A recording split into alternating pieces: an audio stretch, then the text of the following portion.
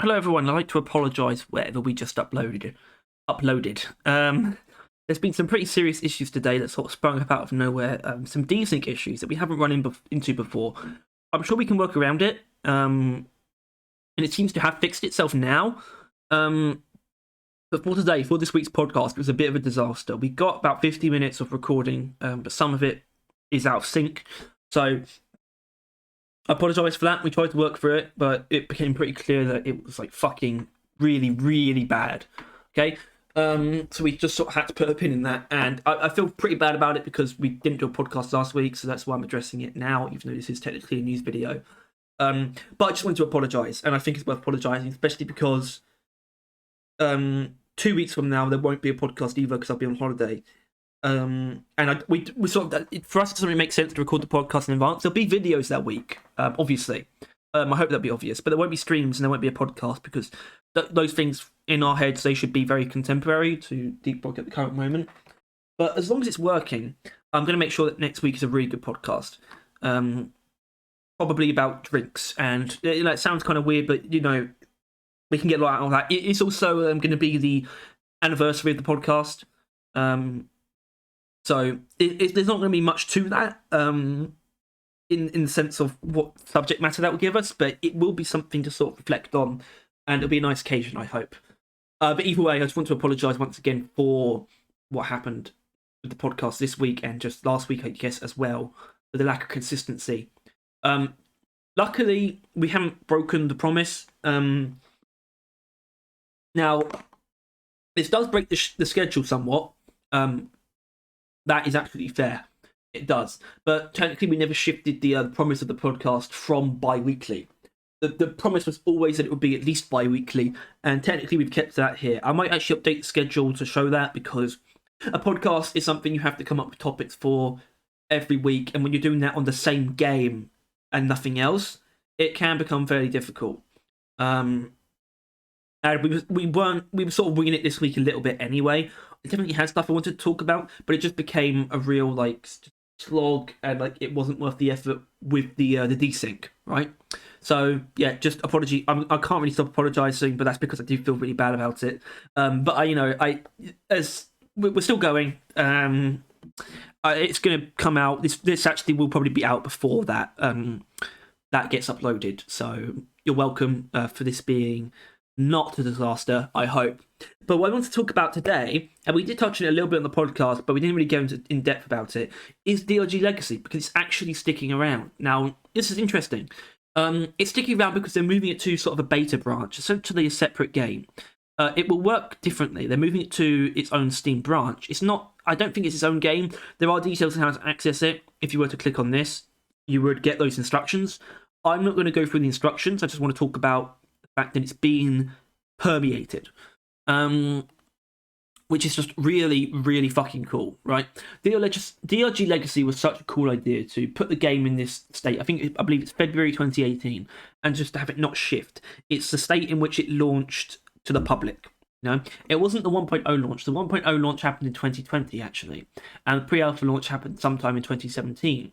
But this is when it was still very much so in early access, but this is when the game became available to everyone, basically, February 2018. And it's permeated in the state of the game as it was at that time in DRG Legacy, which is really cool, because I never actually played it in that stage of its lifetime.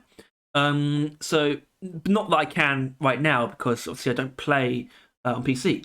But I'd still like to at some point, and it's really nice that it's going to stick around forever. I'd love to see more legacy versions of DRG. That branch could be used as a way for people to dive into any version of the game that they want, potentially. Although I wouldn't encourage Ghost Ship to do that. I wouldn't encourage them to go through all that effort, because I imagine it would be quite a lot of effort.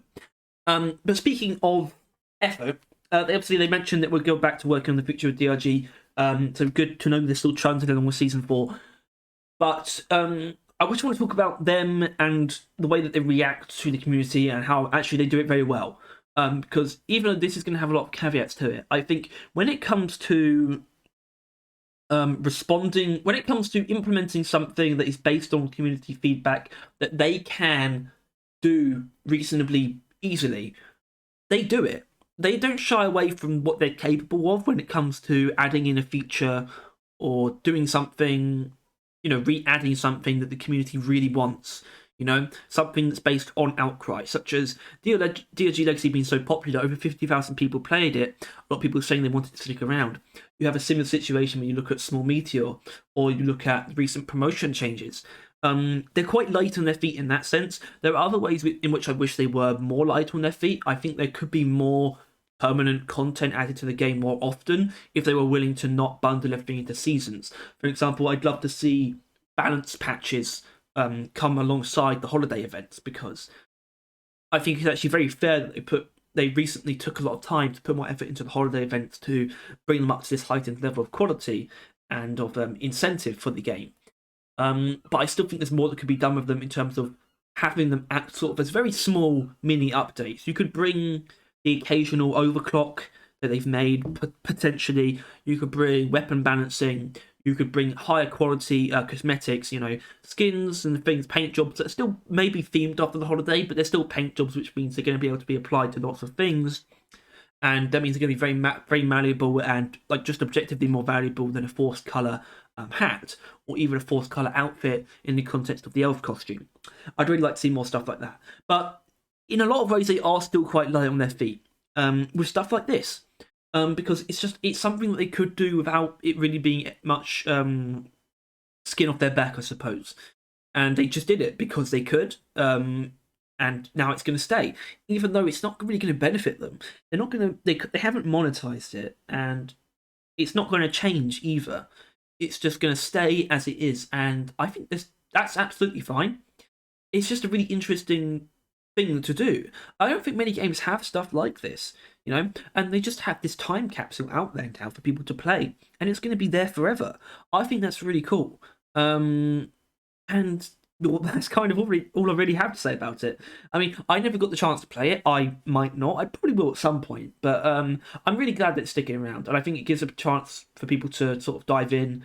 I don't feel too strongly about it. I played the game in 2018, just not as early as DRG Legacy represents, but I did still play it. And I think it's really cool that they're allowing people to access this permanently. It will be interesting to see how well it does, I suppose, because I assume it's no skin off their back to maintain it as well. Whereas I would hope it doesn't affect them to maintain DRG Legacy as software. Because it might not be worth it if it did take anything. I don't think they have to pay in any kind of way for this or have to perform any kind of maintenance. I think that's actually the whole point. They're being extremely hands off. They're just making it a permanent thing. They're putting it in they're sort of sectioning it off in this location where it can stay on its own without increasing the file size of DRG.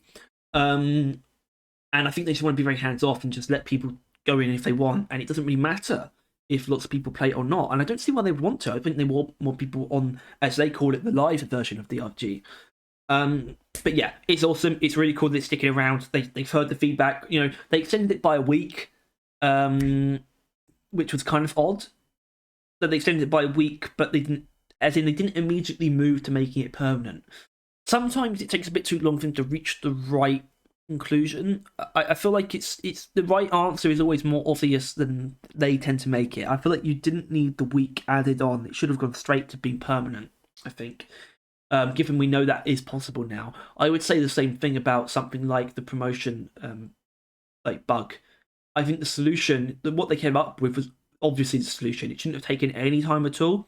And they were very quick on that, by the way. I'm not criticizing them, or I'm not bashing them for that. That was very quick. I just think it was so immediately obvious that was the solution. I don't think it should have taken any time at all.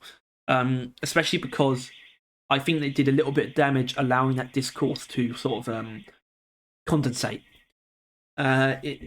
People said some things that maybe they shouldn't have done. There was a lot of quite volatile discourse on the various community forums associated with DRG. And